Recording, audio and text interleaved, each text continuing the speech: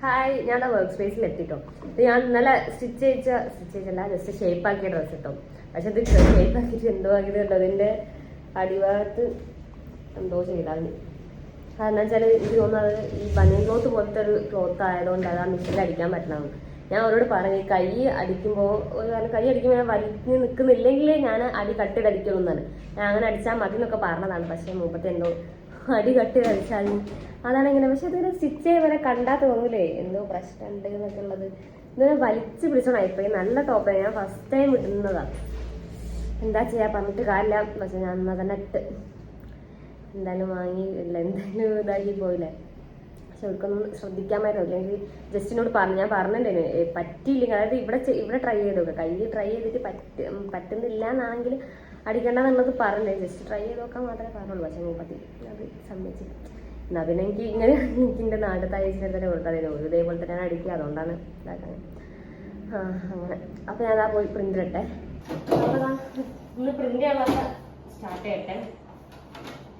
Ink വാങ്ങിയില്ല, ink വാങ്ങാൻ വേണ്ടി പോട്ടർ ഇട്ടുണ്ട്. അപ്പോൾ കുറച്ച് ഇങ്ക് ഉണ്ട്. അപ്പോൾ ഇങ്ങനെ പ്രിൻ്റ് ചെയ്ത് തുടങ്ങുമ്പോഴത്തേക്കും ബാക്കി പോട്ടറിൽ വന്നു. അല്ല A4 അല്ല A3 ആണ് പ്രിൻ്റ് ചെയ്യുമ്പോൾ. A4 പേപ്പർ കഴിയുന്നത്, അപ്പോൾ അതും കൂടി വാങ്ങണം.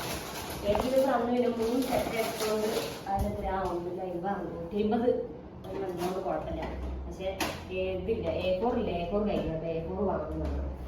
A4ഉം ഇന്നും കൂടെ ഫോട്ടോ ഉണ്ടാകുന്ന വെച്ചിട്ടോ. എന്നിട്ട് പ്രിൻ്റ് ചെയ്യട്ടെ.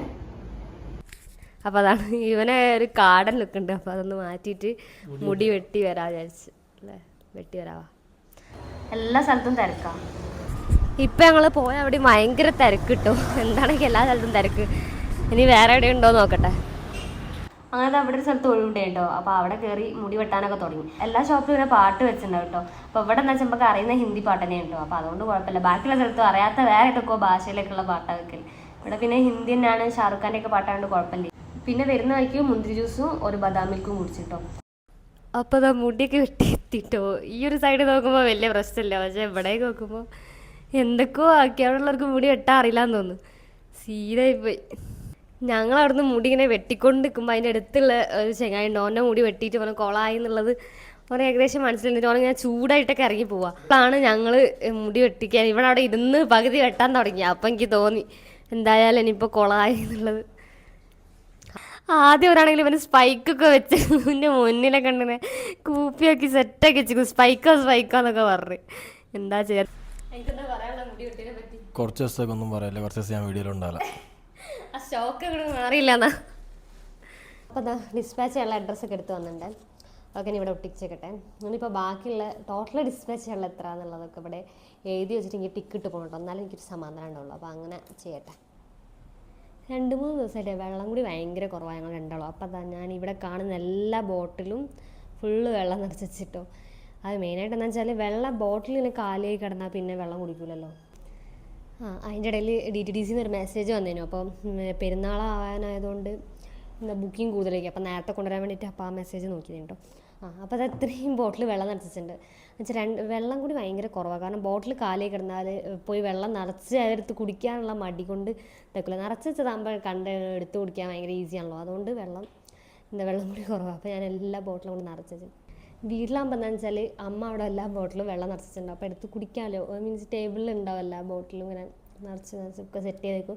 തീരുന്നതിനനുസരിച്ച് നിറച്ച് കൊണ്ടുവച്ചോളൂ. അപ്പോൾ നല്ല എടുത്ത് കുടിക്കാൻ മടി ഉണ്ടാവില്ല കേട്ടോ. പക്ഷേ ഇപ്പം നമ്മൾ ഇവിടെ ഓഫീസിലാകുമ്പോൾ എന്താണെന്ന് വെച്ചാൽ നമ്മൾ വീട്ടിൽ നിന്ന് കുടിക്കുന്ന വെള്ളം മാത്രമല്ല ഉണ്ടാവുക, ഇവിടുന്ന് വെള്ളം കുടിക്കില്ലല്ലോ. പിന്നെ ഫുഡ് കഴിക്കുമ്പോൾ എന്തായാലും വെള്ളം കുടിക്കും, അതാണ് ഉണ്ടാവുള്ളൂ.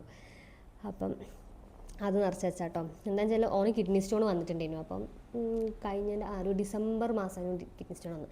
അപ്പോൾ ഓനോട് എത്ര 3-4 ലിറ്ററിൻ്റെ ഇടയിലിട്ട വെള്ളം കുടിക്കാനാണ് പറഞ്ഞത്. അതേപോലെ തന്നെ എനിക്ക് UTI വന്നിട്ടുണ്ടായിരുന്നു, അത് വെള്ളം കുടിക്കാൻ തന്നെയാണ്. അപ്പം എൻ്റെ അടുത്ത് 2-2.5 ലിറ്റർ വെള്ളം കുടിക്കാനാണ് പറഞ്ഞത്. അപ്പോൾ അത് രണ്ടും ആ ഒരു ലിറ്ററിലേക്ക് എത്തുന്നില്ല, അതാ പ്രശ്നം. ഇതിപ്പോൾ എല്ലാം കൂടെ ഒരു 4 ലിറ്റർ ആയിരിക്കും തോന്നുന്നില്ല വെള്ളം, അത്ര ആയിട്ടുള്ളൂ. ഇനി ഇത് തീരുമ്പോൾ നിറച്ച് വെക്കാമെന്ന് വിചാരിക്കുക, അങ്ങനെ ചെയ്യാം. അപ്പോൾ എന്താ അവിടെ പാക്കൊക്കെ ചെയ്ത് വെച്ചിട്ടുണ്ട് കേട്ടോ. കുറച്ച് ഫ്രെയിംസ് ഇതാ അവിടെ സെറ്റാക്കി വെച്ചിട്ടുണ്ട്. ഇനിയിപ്പോൾ എത്രയുമാണ് ചെയ്യാനുള്ളത്. അവിടെ കുറച്ചുണ്ട്, പിന്നെ അതവിടെ കുറച്ചുണ്ട്.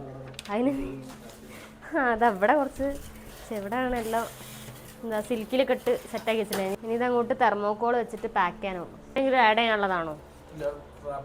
റാപ്പ് ചെയ്യാനുള്ളതാണ്. ഇത് ഗാലറി സെറ്റ് ആട്ടോ. ഇത് കണ്ടോ, ഇതിങ്ങനെ കുറച്ച് അൺസൈസ് ഉണ്ടാവും ഗാലറി സെറ്റിൽ. 11, 6 അങ്ങനെ കുറച്ച് സാധനം. അതായത് A4, A5, A3 അല്ലാതെ വേറെ കുറച്ച് എക്സ്ട്രാ സൈസസ് വരും. ഒരു 8, 8 അങ്ങനെ കുറച്ച് സൈസ്. ഇപ്പോൾ പാക്കിംഗ് ഒക്കെ കഴിഞ്ഞു കേട്ടോ. ഇപ്പോൾ എന്താണെന്ന് വെച്ചാൽ A4 ഒരു സിംഗിൾ A4 ആയതുകൊണ്ട് അത് നമ്മളുള്ള കൊറിയർ ബാഗ് വലുതാണല്ലോ. അപ്പോൾ അത് കട്ട് ചെയ്തിട്ടാണ് പാക്ക് ചെയ്യുക. അപ്പോൾ അങ്ങനെ പാക്ക് ചെയ്തപ്പം കട്ട് ചെയ്തിട്ട് പാക്ക് ചെയ്യുക. അപ്പോൾ കുറച്ച് സെല്ലോ ടേപ്പിൻ്റെ ആവശ്യമില്ല. അപ്പോൾ അവിടെ ഇവിടെ ഒട്ടിച്ച് കൊടുത്തപ്പോൾ മറ്റെന്ന് വെച്ചാൽ ഒരൊറ്റ 20-24 നമ്മൾ കൊറിയർ ബാഗിൻ്റെ സൈസ് വരാം. ഈ A4 വരുന്നത് ഭയങ്കര ചെറുത്. അപ്പോൾ അതിൽ എന്താ പറയുക അത്രയും ഇത് വേസ്റ്റ് ആയി പോകും. അപ്പോൾ നമ്മൾ കട്ട് ചെയ്തിട്ടാണ് യൂസ് ചെയ്തത്. അതാണ് കേട്ടോ. ഇവിടെ ഓൾറെഡി പാക്ക് ചെയ്ത് വെച്ചതാണ് ബാക്കിയുള്ളതൊക്കെ. അപ്പോൾ ഞാനിത് മാത്രം ജസ്റ്റ് അവിടെ പാക്ക് ചെയ്ത് തോന്നുന്നു. ഇവിടെ അതാ ഓൾറെഡി ചെയ്ത് വെച്ചിരിക്കുന്നു കേട്ടോ. സെറ്റ് ചെയ്ത് കഴിഞ്ഞ് അതിൻ്റെ മുകളിൽ ഇത് ഒട്ടിക്കണം, ഫ്രിഡ്ജയിൽ ഒട്ടിക്കണം. അപ്പോൾ അതും കൂടി ഫ്രിഡ്ജയിൽ ഒട്ടിച്ചാൽ പണിയായി. കുറച്ചുകൂടി പാക്ക് ചെയ്യാണ്ട് കേട്ടോ. പക്ഷേ എന്താണെന്ന് വെച്ചാൽ ഓട്ടോ ഇല്ല. അവിടുന്ന് ഒരു ഇങ്ങോട്ട് ഫ്രെയിം സെറ്റായിട്ടുണ്ട്, പക്ഷേ ഓട്ടോ ഇല്ല പറഞ്ഞു. അപ്പോൾ ഓട്ടോ ഇല്ലാത്തതുകൊണ്ട് നമ്മൾ അവിടെ പോയിട്ട് എടുക്കേണ്ടി വരും. ഇനിയിപ്പോൾ ബാക്കിയുള്ളത് ഇന്ത്യ പോസ്റ്റ് അയക്കാൻ വിചാരിച്ചു. കാരണം എന്താണെന്ന് വെച്ചാൽ DTDC ക്ലോസ് ചെയ്യാൻ ടൈമായി. ഇന്നലെ ഒരു 7:15 ആകുമ്പോഴത്തേക്കും ഇതായത് DTDCന്ന് ഇവിടുത്തെ സ്ഥാനത്തിൽ ഒരു മെയിൻ ഓഫീസിൽ കൊണ്ടു കൊടുക്കില്ല. അവിടെ നിന്നാണ് കളക്ട് ചെയ്ത് പോകും. അപ്പം അവിടെ ഇന്നലെ എത്തിച്ചിട്ട് പോലും എത്തിച്ചിട്ട് പോലും സാധനം എടുത്ത് പോയില്ല. കാരണം മറ്റന്നാളെ പെരുന്നാളാണ്. അപ്പോൾ മറ്റന്നാളാണ്. അപ്പം അതുകൊണ്ട് എന്താ പറയുക ഇന്നിപ്പോൾ നേരത്തെ കൊണ്ടുപോകാൻ പറഞ്ഞിട്ടുണ്ടായി. അപ്പോൾ ഒരു 6:30 ആകുമ്പോൾ 6:45 ആകുമ്പോഴത്തെ DTDC ക്ലോസ് ചെയ്യും. അല്ല കുറച്ചുള്ളവർക്ക് അവിടെ എത്തിക്കണം, എന്നാലേ പോകുമെന്ന് പറഞ്ഞു. അപ്പോൾ നമ്മൾ അതിന് മുന്നേ സാധനം അവിടെ കൊണ്ടുപോകണം. അപ്പോൾ അതൊക്കെയാണ് വേണ്ടി. പിന്നെ ഫ്രെയിം ഓട്ടോയിൽ ഇടാൻ അവർക്ക് ഓട്ടോ കിട്ടിയില്ല എന്നാണ് പറയുന്നത്. അപ്പം ഇന്നലത്തെ പോലെ തന്നെ നമ്മളവിടെ പോയിട്ട് സാധനം എടുത്ത് കൊണ്ടുവരണം എന്നാണ് തോന്നുന്നത്. ഇന്നലെ ഞങ്ങളവിടെ പോയിട്ട് A3 ഒക്കെ എടുത്ത് വന്നു. പക്ഷേ എന്നാൽ ആക്രിലിക് ഷോർട്ടേജ് ചെയ്യുന്നു. അപ്പം കുറച്ച് A3 ഫ്രെയിംസ് ഒരാൾ ചെയ്ത് വെച്ചിട്ടുള്ളൂ എന്നാണ്.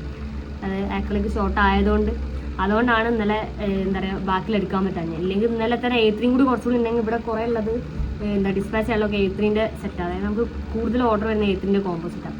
അപ്പം എന്താ പറയുക അത് അയക്കുന്നു. A5 ഒക്കെ ഇവിടെ A4, A5 ഒക്കെ അവിടെ സെറ്റായിട്ട് ഉണ്ടല്ലോ. അവിടെ A5ഉം A4 അവിടെ ഉണ്ട്.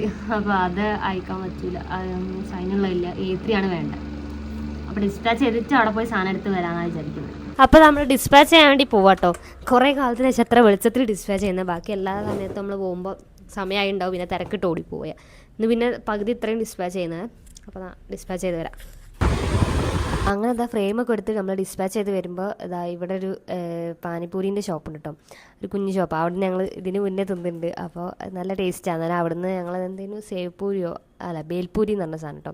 അപ്പോൾ അത് തിന്ന് അങ്ങനെ അതൊക്കെ തിന്ന് മെല്ലെ ഒന്ന് വാങ്ങിയിട്ടുള്ളൂ. ഒന്ന് നമ്മൾ രണ്ടാമത് ഹാഫാക്കി കേട്ടോ. അപ്പോൾ അതൊക്കെ തിന്ന് ഓഫീസിലേക്ക് പോയി. അങ്ങനെ നമ്മളിതാ DTDCയിലൊക്കെ പോയി വന്ന് ഇപ്പോൾ അത് അടുത്ത ഡിസ്പാച്ച് ചെയ്യാൻ പോകട്ടോ. അടുത്ത നമ്മൾ ഇന്ത്യ പോസ്റ്റ് ത്രൂ ഡിസ്പാച്ച് ചെയ്യാനുള്ളതാണ്. അപ്പോൾ അത് ഡിസ്പാച്ച് ചെയ്യുക. അതിവിടെ വന്നേരം പാക്കൊക്കെ ചെയ്ത്, അതായത് നമ്മൾ ഫ്രെയിമൊക്കെ എടുത്ത് വന്ന് എന്നിട്ട് പാക്കൊക്കെ ചെയ്തിട്ടാണ് അപ്പോൾ ഡിസ്പാച്ച് ചെയ്യാൻ പോകുന്നത്. അപ്പോൾ അതോട് കഴിഞ്ഞു. പിന്നെ എന്താ വെച്ചാൽ മെയിനായിട്ട് മറ്റന്നാളപ്പോൾ പെരുന്നാളായതുകൊണ്ട് ഇതുണ്ടാവില്ലല്ലോ, DTDC ഒന്നും ഉണ്ടാവില്ല. അപ്പോൾ സാധനം അവിടെ പെൻഡിങ് ആയി പോകണമെന്ന് വെച്ചിട്ടല്ല, ഇവിടുന്ന് അയച്ചു കഴിഞ്ഞാൽ പിന്നെ നമുക്കൊരു സമാധാനമാണ്. അതുകൊണ്ട് ആ സാധനങ്ങളൊക്കെ അങ്ങനെ അയക്കാൻ വിചാരിച്ചു. അപ്പോൾ അതാ ഇത്രയും സാധനങ്ങളാണ് ഡിസ്പാച്ച് ചെയ്യാനുള്ളത്. ഒരു A3ൻ്റെ കോമ്പോസിറ്റ് ആട്ടോ എല്ലാം. അപ്പോൾ അതൊക്കെ ഡിസ്പാച്ച് ചെയ്യട്ടെ.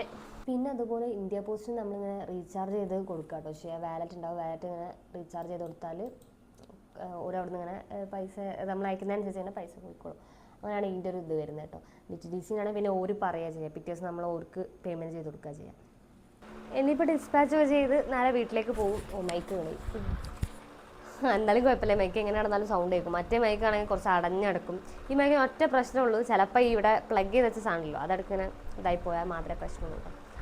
അപ്പോൾ അതൊക്കെയാണ് ഇന്നത്തെ ദിവസം, അതൊക്കെയാണ് ഇന്നത്തെ പരിപാടികൾ. അപ്പോൾ നാളെ 6 മണിക്ക് കാണാം.